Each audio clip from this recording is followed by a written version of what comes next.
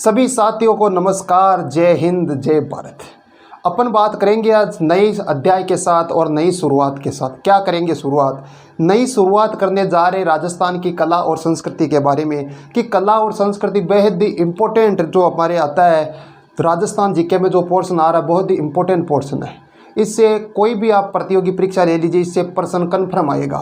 यानी राजस्थान के इतिहास में से या ज्योग्राफी या कल्चर तीनों को यदि अपन कंबाइन करें तो सबसे ज़्यादा जो प्रश्न पूछे जाते हैं वो कौन सी संस्कृति से पूछे जाते हैं? कला और संस्कृति से पूछे जाते हैं। तो अपन क्या करते हैं कि कला और संस्कृति भी शुरुआत ले लेते हैं। यानी अपन ने राजस्थान का इतिहास जो विषय है वो पूरा विस्तार से बात की उसके बारे में। उसके बाद अपन भूगोल के बारे में हमारी चर्चा चल रही है, तीसरा या चौथा अध्याय चल रहा है भूगोल में। और भूगोल के साथ ये कौन सी संस्कृति करते हैं शुरुआत, कला और संस्कृति के बारे में शुरुआत करते हैं।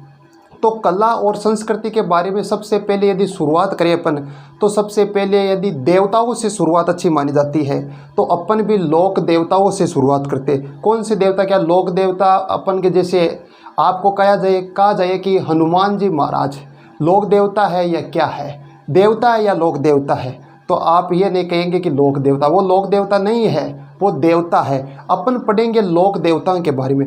यानी सीधे शब्दों में कहा जाए लोक देवताओं के बारे में तो वे देवता जो साधारण यानी वे लोग जो साधारण समाज में जन्म लेकर अच्छे कार्यों जैसे गोरक्षा, महिलाओं की रक्षा हेतु जिन्होंने बलिदान दिया है उन्हें कौन से देवता कहते हैं? उन्हें अपन लोक देवता कहते। तो शुरुआत करते राजस्थान की कला और संस्कृति के बारे में। तो कला और संस्कृति में जो पहला अपन की जो हेडिंग रहेगी वो क्या रहेगी? राजस्थान के लोक देवता। तो बात करते हैं राजस्थान के लोक देवता के बारे में। तो सबसे पहले लगा लेते हैं लोक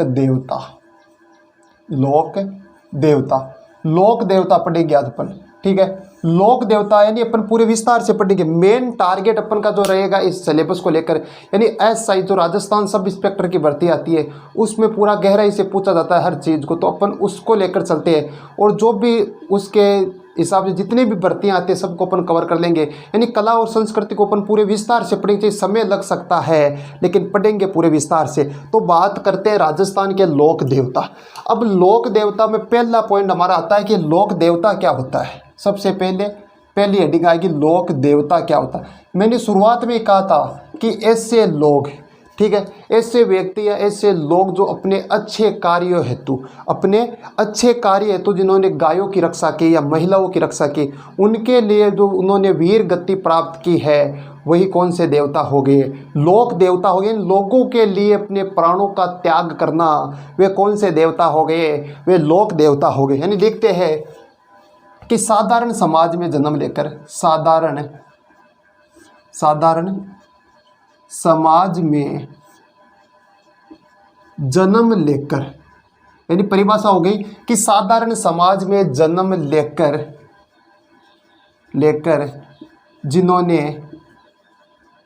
जिन्होंने गायों या महिलाओं की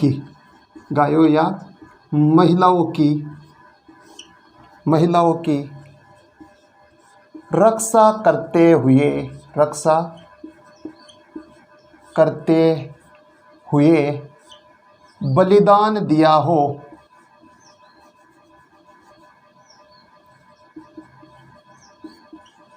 बलिदान दिया हो, यानी जो साधारण समाज में अपन के जो साधारण समाज में जन्म लेकर और गायों और महिलाओं के लिए जिन्होंने बलिदान दिया, अपने प्राणों का त्याग दिया हो, वो कौन से देवता हो गए? वो लोक देवता हो गए। तो बात हो गई लोक देवता। लोक देवता के बाद में एक परिभाषा और आती है। एक क्या आता है? एक आता है झुंझार। भाई झुंझार कौन होते हैं? झुंझार नाम तो सुना ही होगा झुंझार। तो झुंझार होते कौन से हैं? झुंझार वही होते हैं जिन्होंने गायों की यानी गो रक्षा हेतु अपने प्राणों का त्याग किया हो। यानी देखते हैं कि गायों की रक्षा हेतु या गो रक्षा हेतु प्राणों का त्याग करना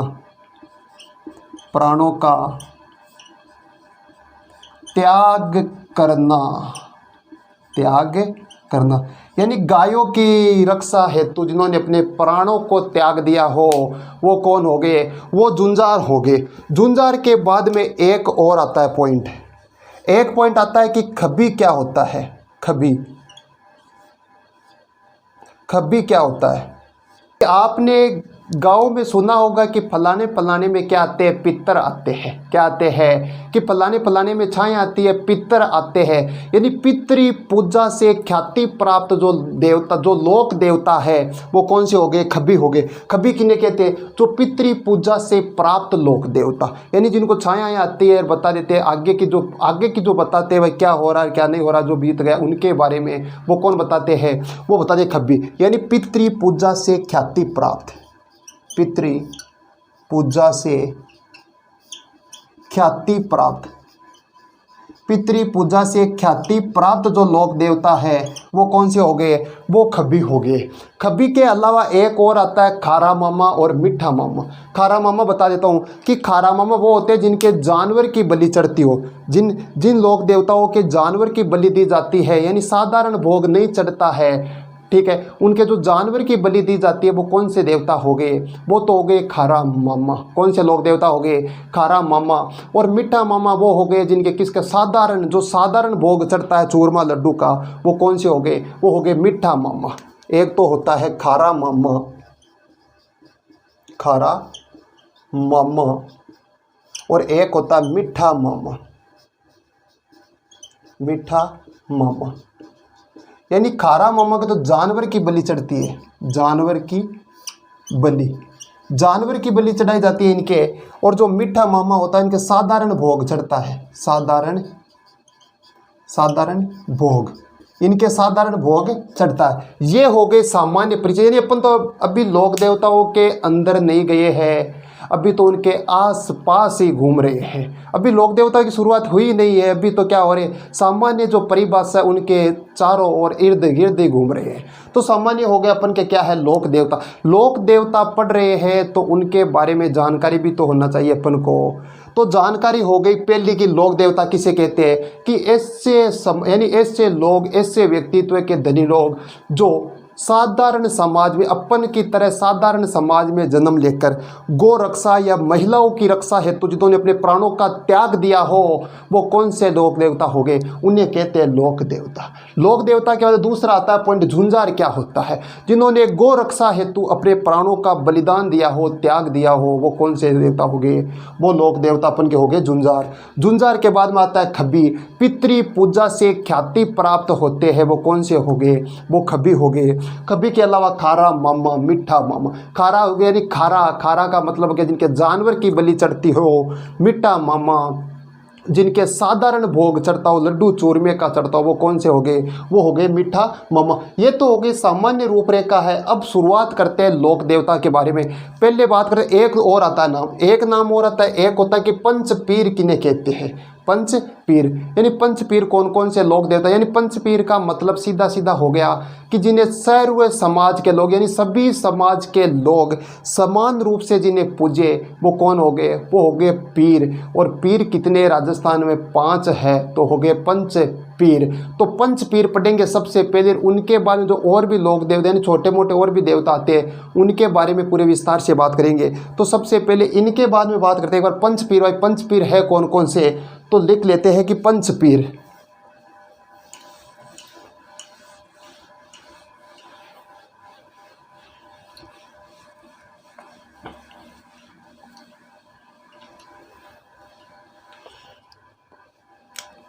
तो आता है पीर।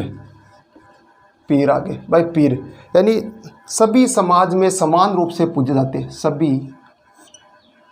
सभी धर्म के लोग, सभी धर्म के लोग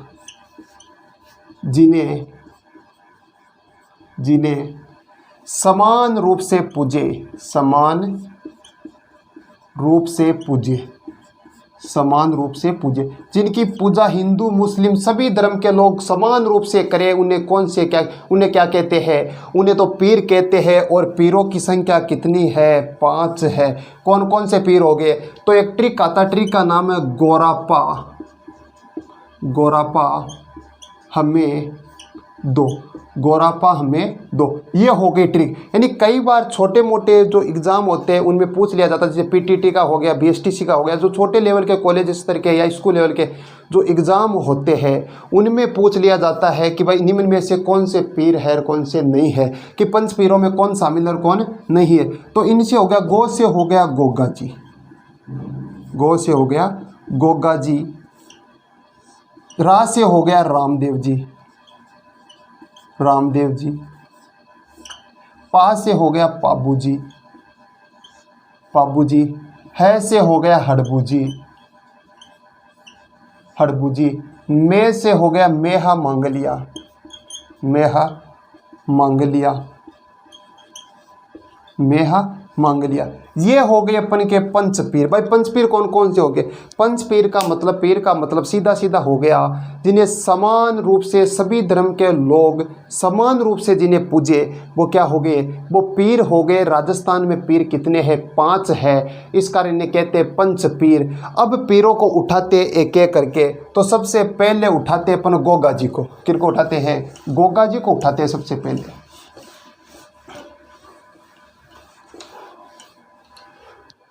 शुरुआत करते हैं गोगा जी की, तो गोगा जी को पहले गोल घेरे में कैद कर देते हैं।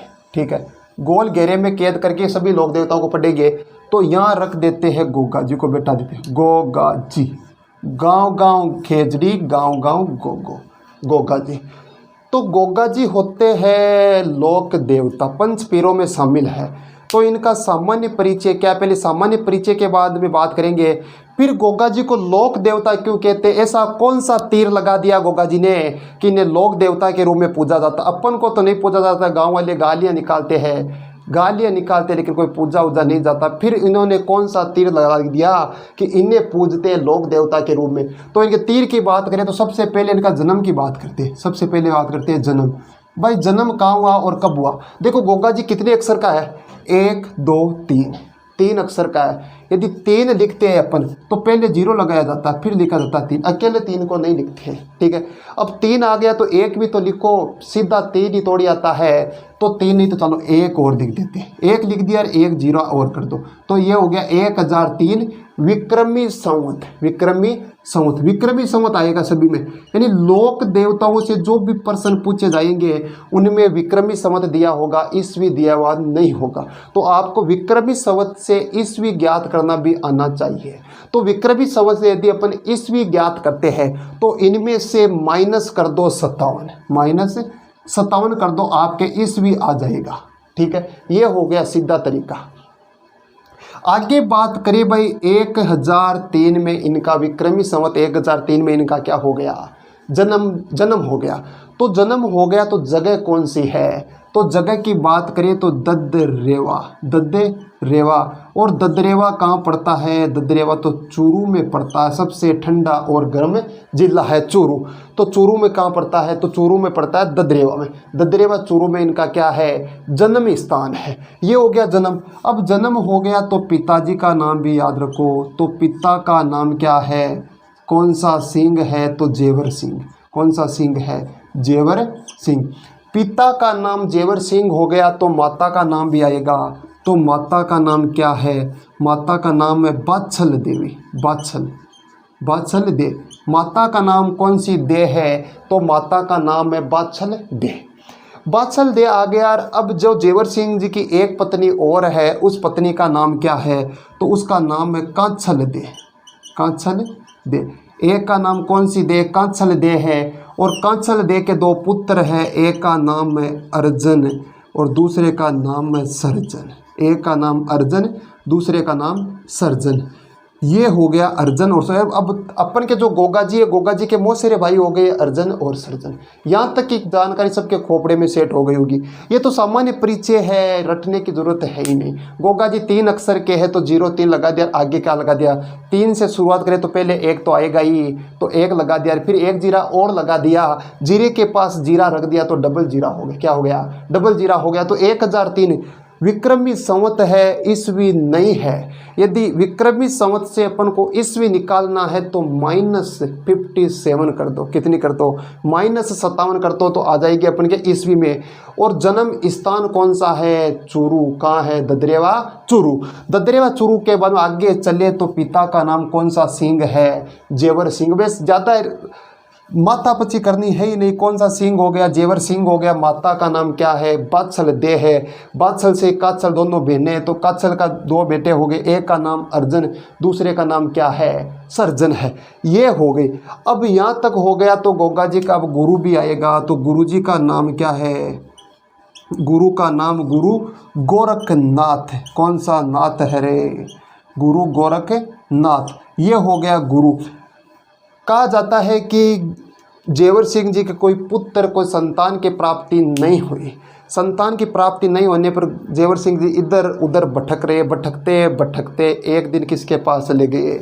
गुरु गोरखनाथ जी के पास चले गए। और गुरु गोरखनाथ जी ने कहा कि भटकने की ज़रूरत है ही नहीं, इसका इलाज तो मैं नॉन चौक कर दूंगा, अभी तुरंत इलाज कर दूंगा, पुत्र की प्राप्ति हो जाएगी। तो इन्होंने कहा कि जो ये फल है, कौन सा फल? कि जो गूगल फल है, इस गूगल फल को खिला देना, आपके संतान की प्राप्ति हो जाएगी। और इन्हीं गुरु गोरखनाथ जी के गूगल फल देने से कौन आ गए? गोगा जी। और जब भी तो देखो गुरु गोरखनाथ, गो आ रहा है तो गो से क्या बन गया? गोगा जी। इन्हीं के नाम पर भी नाम रख दिया गोगा जी। ये तो है सामान्य परिचय। अब सामान्य परिचय, पिता हो गए, माता हो गए, गुरु। क्या इनकी शादी हुई कि नहीं हुई? कोई पत्नी का जिक्र है ही नहीं। और पत्नी का भी है जिक्र। इनका विवाह 2 होता है। इनका विवाह क्या होता है? 2 विवाह होता है। पहला विवाह और दूसरा विवाह, 2 विवाह होता है। यदि प्रथम विवाह की बात करें तो सबसे पहले होता है सूरियल के साथ। सूरियल, सूरियल, सूरियल कहाँ की है? ये उत्तर प्रदेश में है। कजरी वन की पुत्री, कजरी वन। यूपी में कजरी वन की क्या है? पुत्री है। कौन होगी? सूरियल। पहला विवाह जो इनका हुआ किनके साथ हुआ है? सूरियल के साथ हुआ है। सूरियल, सूरियल के साथ हुआ है। और ये यूपी में कजरी वन की पुत्री है। ठीक है। अब जो दूसरा विवाह होता है गोगा जी का, वो किनके साथ होता है? वो होता है केलम दे के साथ। केलम दे, केलम दे के साथ होता है। और केलम दे कहाँ की है? कैसे केलम, कैसे कोल्लू मंड। कौन सा मंड हो गया? कोल्लू मंड हो गया। तो केलम कोल्लू, कोल्लू मंड, कोल्लू मंड। कोल्लू मंड में बुड्ढो जी राठौड़ की पुत्री है। बुड्ढो जी राठौड़, बुड्ढो जी की क्या है? पुत्री है। ये हो गया विवाह। यानी अभी तो सामान्य चर्चा कर रहे हैं गोगा जी के बारे में। अब मेन आता है मुद्दा, कि मेन मुद्दा ये आता है कि इनके कोई उपनाम भी है क्या? उपनाम भी है। तो इनके उपनाम की बात करें तो उपनाम कौन कौन से हैं? तो उपनाम में सबसे पहला आता है, इन्हें गायों का देवता कहा जाता है। गायों का देवता, गायों का देवता कहा जाता है। दूसरा सांपों का देवता कहा जाता है।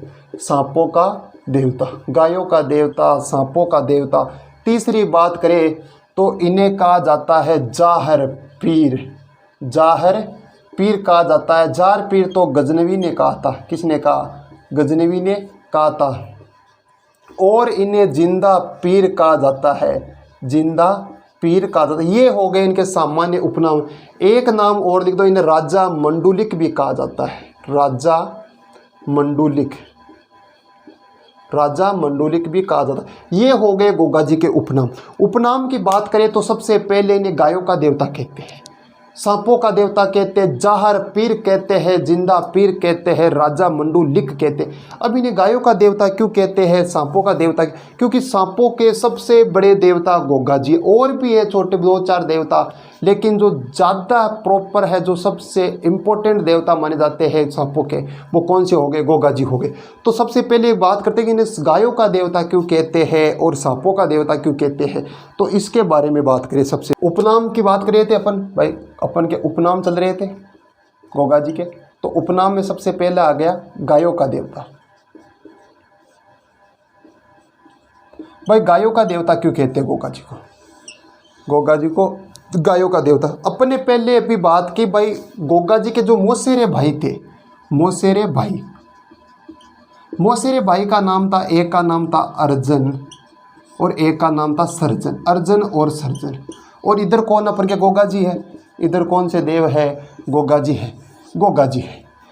कहा जाता है कि गोगा जी और अर्जन सर्जन के कोई ननिहाल की ज़मीन को लेकर कुछ विवाद चल रहा था। ननिहाल की कोई ज़मीन थी, दोनों का बराबर का हक है, क्योंकि मौसेरे भाई है तो बराबर का हक है। तो दोनों को कुछ मौसेरे भाई और अपन के गोगा जी के कुछ ज़मीनी विवाद चल रहा था ननिहाल की ज़मीन को लेकर। तो गोगा जी जाते अपन किन के पास जाएंगे, गोगा जी को लेकर चलते अर्जन सर्जन के पास।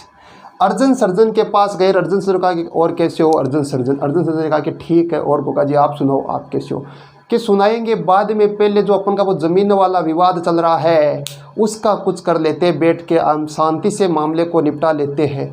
अब अर्जन सर्जन कह रहे हैं कि कौन सी ज़मीन गोगा, कौन सी, गोगा जी कोई ज़मीन अमी नहीं है, हम खुद लोगों की ज़मीनें यहाँ से छीनते हैं, लूटते हैं, और आप हमें कह रहे हो कि ज़मीन के बारे में, कोई ज़मीन नहीं है, चला जा। क्या चला जा, कि चला जा गोगा जी, कोई ज़मीन अमीन नहीं है। अब बताओ क्या गोगा जी चले जाएंगे, क्या नहीं जाएंगे, क्योंकि बराबर के हक है तो हक तो लेकर रहेंगे। गोगा जी ने कहा कि मान जा अर्जन भाई, अर्जन सर्जन दोनों समझा रहे लेकिन मान नहीं रहे, कि नहीं नहीं कोई ज़मीन, हम लोगों की ज़मीन लूटते हैं और आप हमें कह रहे हो कि ज़मीन दे दो, हम बिल्कुल नहीं देंगे। मना कर दिया अर्जन सर्जन ने। गोगा जी ने कहा कि अरे मेरे घर की फौज है, घर की सेना है पूरी, कहा कि मेरे 47 तो पुत्र है और 52 क्या है भतीजे हैं, कि मेरे पूरी घर की सेना है, तेरे थोड़ा महंगा पड़ जाएगा, क्या पड़ जाएगा, महंगा पड़ जाएगा गोगा जी से भिड़ना। तो कहा कि देख लेंगे, चलो ठीक है। फिर गोगा जी आते अपने 47 पुत्र और 52 भतीजों को लेकर और अपन अर्जन और सर्जन भाई को हरा देते। अब अर्जन और सर्जन भाई हार गए। अर्जन सर्जन भाई, इन भाइयों की जो जहाँ चुरू क्षेत्र में, चुरू में दादा कहा जाता है, चुरू में क्या थे, दादा थे, लंबे लंबे बाल रखते थे, ऐसे करते थे, ऐसे इधर उधर, पूरा चुरू इनसे थर थर कांपा करता था। वे अर्जन और सर्जन क्या कर रहे हैं, आज बेइज्जती हो गई दोनों की, क्योंकि हार गए किनके पास, गोगा जी से हार चुके हैं, और गोगा जी ने भी इनकी ज़मीन पर क्या कर दिया, अधिकार कर लिया। अब बताओ अर्जन सर्जन चुप रहेंगे क्या, अर्जन सर्जन चुप नहीं रहेंगे, चुप नहीं रहेंगे, बेटे बेटे सोच रहे हैं कि कैसे बदला लिया जाए गोगा जी से। तो अर्जन और सर्जन कहाँ जाते हैं, अब बदला तो लेंगे, तो बदला लेने के लिए ये जाते हैं गजनवी के पास। गजनवी से कहा हेलो हाय और कैसे हो गजनवी। गजनवी ने कहा ठीक है, अच्छा चल रहा है मामला, सब ठीक ठाक है, आप सुनाओ कि ठीक क्या है, आप यहाँ हो, कहाँ हो, कि आप तो यहाँ राजस्थान में आओ, और राजस्थान में गायें हैं। और पहले जो प्राचीन समय में जो मेन दिक्कत थी, लड़ाई या युद्ध होते थे सभी गायों को लेकर होते थे, कोई स्कॉर्पियो फॉर्चूनर या रिप्यो कितना बैंक बैलेंस है उससे कोई लेना देना, जिसके पास जितनी ज़्यादा गायें तो वो उतना ज़्यादा शक्तिशाली या अमीर कहा जाता था।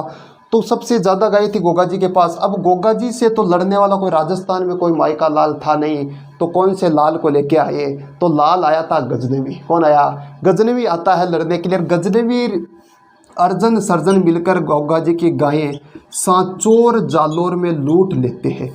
कि गायों की लूट कहाँ की, सांचौर जालोर में, सांचौर पड़ता है जालोर में, यहाँ पर गायें लूटी जाती है। गोगा जी को जैसे पता चलता है, गोगा जी अपने 47 पुत्र और 52 भतीजों को लेकर तुरंत ही निकल जाते हैं गजनवी के पास युद्ध करने। अब ददरेवा चुरू, यानी ददरेवा चुरू में इनका युद्ध होगा। अब ददरेवा चुरू में जो युद्ध होता है, युद्ध में इधर गजनवी आ गया, इधर गोगा जी आ गया। गोगा जी और गजनवी के बीच में भयंकर युद्ध हो रहा है। गजनवी की सेना को बुरी तरह से पछाड़ रहे हैं, गोगा जी पछाड़ रहे हैं। और फिर क्या होता है कि युद्ध चलते चलते गजनवी का कुछ एक मुस्लिम सैनिक था, मुस्लिम सैनिक ने गर्दन पे वार किया, गोगा जी की गर्दन धड़ से नीचे, यानी गोगा जी की जो गर्दन गिर जाती है, शीर्ष गिर जाता है, यानी शीर्ष मेढ़ी कहते हैं इसे, क्योंकि जहाँ पर इनका जो शीर्ष गिरा वो कहाँ गिरा, ददरेवा चुरू में गिरा। यानी कहाँ गिरा, ददरेवा चुरू। ददरेवा में गोगा जी का शीर्ष गिर जाता है। गिरने के बाद भी गोगा जी का जो जोश था वो दुगुना हो जाता है, जोश दुगुना हो जाता है, और लड़ते जा रहे हैं और गजनवी की सेना को पछाड़ रहे हैं बुरी तरह से। पछाड़ते फचाड़ते। अब गजनवी देख रहा है बेटा बेटा, गजनवी पास वाले को कह रहा है कि यार गर्दन कट गई फिर भी लड़ रहा। देखो राजस्थान वाले को मारा कैसा जाए कि गर्दन कट गई फिर भी ये लड़ते जा रहे। तो उस पास वाले कहा कि भाई ये राजस्थान है। क्या है? राजस्थान है, क्योंकि गर्दन कट गई फिर भी लड़ रहे हैं। कौन लड़ रहे हैं? गोगा जी लड़ रहे हैं। लड़ते लड़ते जाते जाते चूरू के पास फिर अपन के हनुमानगढ़ में आ जाते। लड़ते लड़ते हनुमानगढ़ तक जाते जाते इनकी गायें फिर हनुमानगढ़ में जाके गजनवी की सेना को बुरी तरह से हराकर वहाँ पर गायों को आज़ाद करवाते हैं गजनवी से। और फिर यहाँ इनका धड़ गिरता है। यानी धड़ कहाँ गिरता है? धड़ जहाँ गिरता है वो कौन सी मेड़ी होगी? दुर्मेड़ी होगी। और ये गिरता है अपन के हनुमानगढ़ में। कहाँ गिरता है? हनुमानगढ़। हनुमान गोगा मेड़ी हनुमानगढ़ में। गोगा मेड़ी हनुमानगढ़ में इनका क्या गिरता है? धड़ गिरता है। तो कई बार प्रश्न पूछ लिया जाता है कि गोगा जी की शीर्ष मेड़ी कहाँ है? तो शीर्ष कहाँ गिरा था? ददरेवा चूरू में। और बाकी का जो धड़ से ही धड़, उसे तो कहते हैं धड़मेड़ी। धड़ का जो घिस पीट कर जो रूप बन जाता है, क्या बन जाता है? धुरमेड़ी बन जाता है। तो गोगा जी की जो धुरमेड़ी है वो गोगा मेड़ी नौहर हनुमानगढ़ में है। यहाँ गोगा जी अपनी गायों को आज़ाद करा लेते हैं और इनका यहीं गिर जाते हैं। धड़ जहाँ गिरता है वो हो गया दुर्मेड़ी है, हो गई गोगा मेड़ी नौहर हनुमानगढ़। इस कारण गोगा जी को गायों का देवता कहा जाता है। अब ये तो हो गया गायों का देवता, लेकिन एक और पॉइंट था कि गोगा जी को सांपों का देवता भी कहते हैं। सांपों का देवता कहते हैं। अब सांपों का देवता के बारे में बात करें।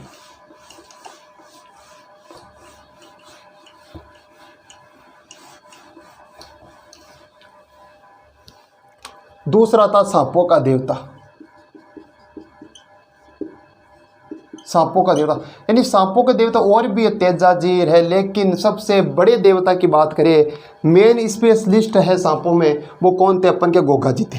सांपों के देवता की यदि बात करें, कहानी है क्या कि जो गोगा जी है, गोगा जी का जो विवाह तय हो रखा था कोल्लूमंड। कोल्लूमंड में किनके साथ? केलम देव के साथ। कोल्लूमंड में केलम देव के साथ इनका विवाह तय रखा था। और 5-7 दिन बाद में क्या जाने वाली? बारात जाने वाली थी।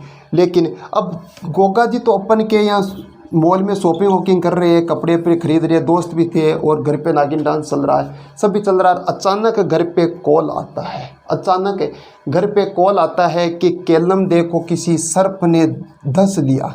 कि सर्प ने धंस लिया या सर्प ने काट लिया। किसे काट लिया? केलम देव को काट लिया। अब बताओ गोगा जी खुशी होंगे कि नाराज़ होंगे? नहीं, गोगा जी तुरंत नाराज़ होंगे। और वो जो उनका जो नागिन डांस का जो डीजे का प्रोग्राम था घर पे, वो भी अचानक बंद हो जाता है और गोगा जी भी नाराज़। गोगा जी तुरंत ही यहाँ से अपन के यहाँ यानी चूरू से यहाँ से सीधे जाएंगे कोल्लूमंड। कहाँ जाएंगे? कोल्लूमंड जाएंगे। और कोल्लूमंड जाके कहा कि आप तुरंत रिफाइनरी फॉर्चून जो सोयाबीन ऑयल आता है वो लेके आओ। अब रिफाइनरी सोयाबीन ऑयल मंगाते हैं गोगा जी।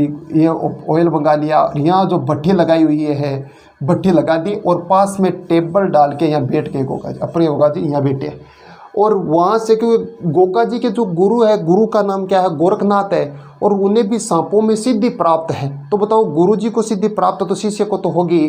तो अपन के शिष्य कौन है? गोगा जी है, उनके शिष्य है। तो गोगा जी को भी सांपों में सिद्धि प्राप्त है। सिद्धि प्राप्त है। गोगा जी यहाँ से मंत्र उच्चारण कर रहे, अपनी देवी शक्ति का प्रयोग करें। देवी शक्ति का प्रयोग करते करते जितने भी आस पास काले नाग थे, जितने भी सांप थे, सभी सांप आ रहे हैं और कढ़ाई में क्या हो रहे हैं? फ्राई हो रहे। यानी हजारों सांपों, सैकड़ों सांपों को गोगा जी ने मौत के घाट उतार दिया। और ये दृश्य कौन देख रहा है? नागों का सबसे बड़ा देवता कौन? तास्क। कि नागों का सबसे बड़ा देवता कौन है? तास्क। तास्क ये दृश्य देख रहा है। देखते देखते तास्क आता है कि गोगा जी क्या कर रही हो? गोगा जी रुको, क्या कर रहे हो? क्या कर रहा हूँ कि जी केलम देव को आपकी किसी प्रजाति के सांप ने धंस लिया, तो मुझे केलम देव जिंदी चाहिए। तो तास्क ने मना कर दिया कि कोई इसका उपाय नहीं है। उपाय नहीं तो फिर मंत्र उच्चारण करने लगे। फिर सांप आते हैं कढ़ाई में, फ्राई होते हैं। सैकड़ों हजारों सांपों को मौत के घाट उतार रहा है गोगा जी। कौन उतारे? गोगा जी उतारे। तो अब नाकुश बेबस नजर आ रहा है तास्क। अब करे क्या? क्योंकि गुस्सा भी आ रहा है तास्क को, लेकिन इधर कौन बैठे है? गोगा चौहान बैठा है और वो भी देवीय शक्ति मंत्रों का उच्चारण करके सांपों को मौत के घाट उतारा है। तो अब धीरे धीरे अब नाकुश होते होते ये आता है गोगा जी के कदमों में। गोगा जी के कदमों में आते कहेगा आई एम सॉरी। क्या? आई एम सॉरी, मुझे माफ़ करता हूँ, मैं कुछ करता हूँ कि करना कुछ नहीं है। बेस केलम दे अपन को जिंदी चाहिए किसी भी हाल में। कहता मैं अपने खुद मुंह से जहर को चूस कर बाहर निकालूंगा और कैलमदेह को क्या करूंगा, पुनः जीवित करूंगा। तो कहा जाता है कि तास्क ने पुनः कैलमदेह को जीवित किया और ये हो गया। इस कारण अपन के जो गोगा जी है, गोगा जी को सांपों का देवता कहा जाता है। ये हो गया सांपों, जो गायों के बारे में बताया, सांपों के बारे में बताया। आप कह रहे हो गुरुजी आप तो फेंक रहे हो, फेंक नहीं रहे हो। एक तो बताया गया कि भाई गोगा जी के 52 भतीजे थे, 47 पुत्र थे। ये मैं नहीं कह रहा हूँ, ये तो ग्रंथ कह रहा, कवि मैं का जो रावसाल ग्रंथ है ना, कवि मैं का, उस ग्रंथ में लिखा हुआ है। तो ये हो गए सांपों के देवता। अब गोगा जी गायों का देवता कहा था। और गजनवी भी देख रहा, गजनवी कह रहा है कि राजस्थान के लोग कैसे देखो गर्दन कट गई फिर भी मर नहीं रहे हैं। तो इस कारण अपन गजनवी है, गजनवी ने अपने गोगा जी को क्या जाहर पीर कहा है, जाहर पीर। जाहर पीर किसने कहा, गजनवी ने कहा, गजनवी ने कहा। तो ये हो गया सामान्य ने गोगा जी के बारे में हो गई बड़ी कहानी। अब प्रश्न ये आता है कि गोगा जी की ओल्डी कहाँ है। ठीक है, अगला पॉइंट क्या आता है अपन के कि गोगा जी की ओल्डी, यह तो उपनाम हो है अभी। तो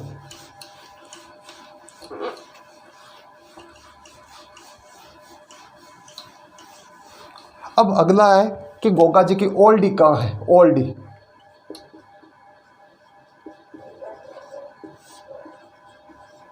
गोगा जी की ओल्डी, गोगा जी की ओल्डी के दो, कच्चा मंदिर के दो, छोटा मंदिर के दो कहाँ है, सांचौर जालोर में, सांचौर जालोर, सांचौर जालोर में गोगा जी की ओल्डी है। और निर्माण किसने करवाया इसका, इसका जो निर्माण की बात करें तो निर्माण कराया था राजाराम कुमार ने, राजाराम कुमार, राजाराम कुमार ने इसका निर्माण करवाया। इसके अलावा यदि पर बात करें तो ददरेवा जो चूरू है, ददरेवा चूरू,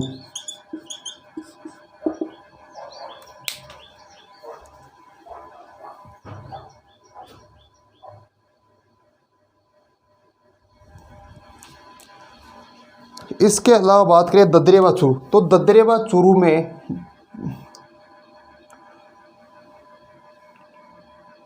गोगा जी का घोड़ी पर सवार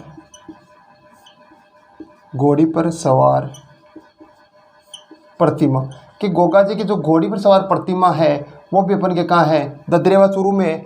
दूसरी बात करें तो गुरु गोरखनाथ की, गुरु गोरखनाथ, तो गोरखनाथ की प्रतिमा भी यही है, गोरखनाथ की प्रतिमा, गुरु गोरखनाथ की प्रतिमा भी यही है। और क्या है, घोड़ी का, इनकी जो घोड़ी है, घोड़ी का नाम क्या, नीली घोड़ी, कि नीली घोड़ी का स्मारक, नीली घोड़ी कह दो या गोगा बप्पा, नीली घोड़ी या गोगा बप्पा, गोगा बप्पा का स्मारक भी कहाँ है, स्मारक भी यही है। और क्या है यहाँ, और यहाँ गोरखाना तालाब स्थित है, गोरखाना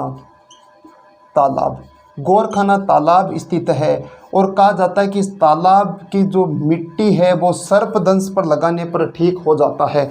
तो ये हो गया ददरेवा चूरू, ददरेवा चूरू से संबंधित, यानी इनका जन्म स्थान भी यही है। इनके अलावा यदि इनके मंदिर की बात करें, भाई मंदिर को क्या कहते हैं, पुजारी को क्या कहते हैं, मंदिर का निर्माण किसने कराया, नृत्य कौन सा होता है, मेला कब बढ़ता है, तो उसके बारे में बात करें अपन।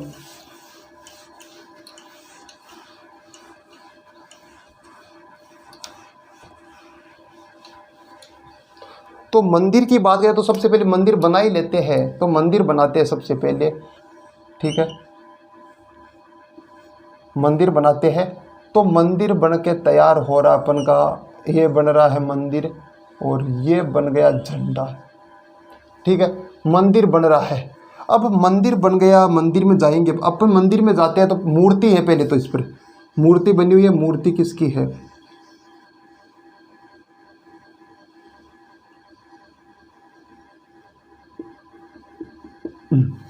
मूर्ति। अब देखो मंदिर से पूरी याद कराते, याद कैसे करें भाई, सबसे पहले अपन को पता है क्या ये मंदिर है, तो लिखो नाम मंदिर। ठीक है, ये हो गया मंदिर। अब आता है कि भाई मंदिर, गोगा जी के मंदिर को कहते क्या है, तो मंदिर को तो थान कहते हैं। पहला पॉइंट हो गया क्लियर, रटना है ही नहीं भाई, मंदिर बना दिया पे अपन को पता भाई मंदिर है, और मंदिर को क्या कहते हैं, मंदिर को थान कहते हैं। अब जो मंदिर हो गया तो प्रश्न दूसरा है कि इस मंदिर का निर्माण किसने करवाया, तो इसका जो निर्माण कराया था वो फिरोज तुगलक ने करवाया, फिरोज तुगलक। मंदिर का निर्माण फिरोज तुगलक ने करवाया। चलो मंदिर का निर्माण फिरोज तुगलक ने करवा दिया, लेकिन आधुनिक निर्माण किसने कराया इस मंदिर का? यानी आधुनिक निर्माण, आधुनिक निर्माण की बात करें तो बीकानेर का महाराजा है गंगा सिंह। बीकानेर का महाराजा कौन सा सिंह है? तो गंगा सिंह। बीकानेर के महाराजा गंगा सिंह ने इनके जो मंदिर का आधुनिक निर्माता कहा जाता है। और बात करें मंदिर की तो यहाँ पर मेला भरता है। तो इनका मेला कब भरता है? गोगा जी का मेला भरता है गोगा नवमी को। कब भरता है? गोगा नवमी। गोगा नवमी को भरता है भाद्रपद कृष्ण अष्टमी, यानी भाद्रपद कृष्ण अष्टमी। भाद्रपद कृष्ण अष्टमी को मेला भरता है। जो यहाँ नृत्य की बात करें तो नृत्य होता है गोगा नृत्य। गोगा नृत्य, नृत्य कौन सा होता है? तो गोगा नृत्य होता है।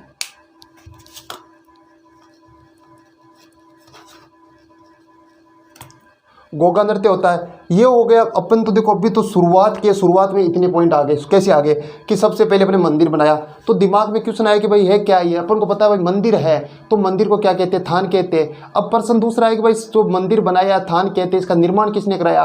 तो निर्माण सीधा सीधा हो गया कि फिरोज तुगलक ने करवाया, लेकिन आधुनिक निर्माण किसने करवाया? आधुनिक निर्माण की बात करें तो अपन के बीकानेर के महाराजा कौन सा सिंह है? गंगा सिंह है। ये होगा गंगा सिंह। गंगा सिंह हो गया तो मंदिर भी बन गया। मंदिर बन गया तो मंदिर में मेला तो लगेगा ही। तो मेला कब लगता है? तो मेला लगता है गोगा नवमी को। गोगा नवमी कब आती है? भाद्रपद कृष्ण अष्टमी को आती है। और जो यहाँ नृत्य होता है उस नृत्य को क्या कहते हैं? गोगा नृत्य कहते हैं। अब आता है इनका जो प्रतीक चिन्ह क्या है। दूसरा प्रश्न अपन का क्या है? प्रतीक चिन्ह। भाई इनका प्रतीक चिन्ह क्या है? तो प्रतीक चिन्ह की बात है। देखो प्रतीक चिन्ह दिखाई दे रहा भाई, सांप का चित्र है, यानी पत्थर की मूर्ति पर सर्प का चित्रण। पत्थर की मूर्ति पर, पत्थर की मूर्ति पर सर्प का चित्र। सर्प का चित्र यानी पत्थर की मूर्ति पर जो सांप का चित्र है वो इनका क्या हो गया? प्रतीक हो गया, प्रतीक चिन्ह हो गया। आगे चले ऊपर तो यहाँ पर एक नाम लिखा हुआ है। नाम क्या है? बिस्मिल्लाह। नाम लिखा हुआ है बिस्मिल्लाह। बिस्मिल्लाह नाम है, ये अरबी भाषा का शब्द है। अरबी भाषा का क्या है? ये शब्द है। और इसका जो अर्थ होता है, अर्थ क्या होता है? अर्थ क्या होता है बिस्मिल्लाह का? जो बिस्मिल्लाह है इसका जो अर्थ होता है, अर्थ होता है शुभ होना। अर्थ क्या होता है? शुभ होना। अर्थ हो गया शुभ होना, ये हो गया बिस्मिल्लाह। आगे चले तो ऊपर क्या है? झंडा है, यानी ध्वजा है। इनकी ध्वजा कौन से रंग की है? तो ध्वजा हो गई अपन क्या? सफ़ेद रंग की। सफ़ेद रंग की ध्वजा हो गई। ये हो गई ध्वजा को लेकर। यदि और बात करें इनको मंदिर को लेकर तो बताओ मंदिर है तो मंदिर में पंडित जी तो रहेंगे क्या? पंडित जी रहेंगे। जो इनके पुजारी होते हैं, माली पुजारी यहाँ बैठा है, खेजरी वृक्ष के भाई इनका खेजरी वृक्ष के नीचे होता है, तो पुजारी यहाँ बैठा है। तो पुजारी को क्या कहते हैं? पुजारी को यानी याद कैसे करें भाई? पुजारी को कहते क्या है? तो पुजारी क्या पी रहा है? चाय पी रहा है। क्या पी रहा है? चाय पी रहा है। तो पुजारी को कहते हैं चायल। पुजारी को क्या कहते हैं? चायल कहते हैं। और यहाँ पर जो इनके गीत गाए जाते हैं, गीत को क्या कहते हैं? गीत को क्या कहते हैं? अब जो पुजारी चाय पी रहा है, कहाँ पी रहा है? वृक्ष के नीचे बैठा बैठा पी रहा है, छाया में पी रहा है। तो इनके जो गीत होते हैं, गीत को कहते हैं छावली। गीत को क्या कहते हैं? छाया से हो गया छावली, गीत को कहते हैं छावली। ये हो गया देखो मंदिर को लेकर सामान्य परिचय। भाई सबसे पहले ऊपर ऊपर क्या ध्वजा देखी अपने, तो ध्वजा होगी सफ़ेद रंग की। आगे बात करें तो बिस्मिल्लाह लिखा हुआ है, कौन सी भाषा का है? अरबी भाषा का है।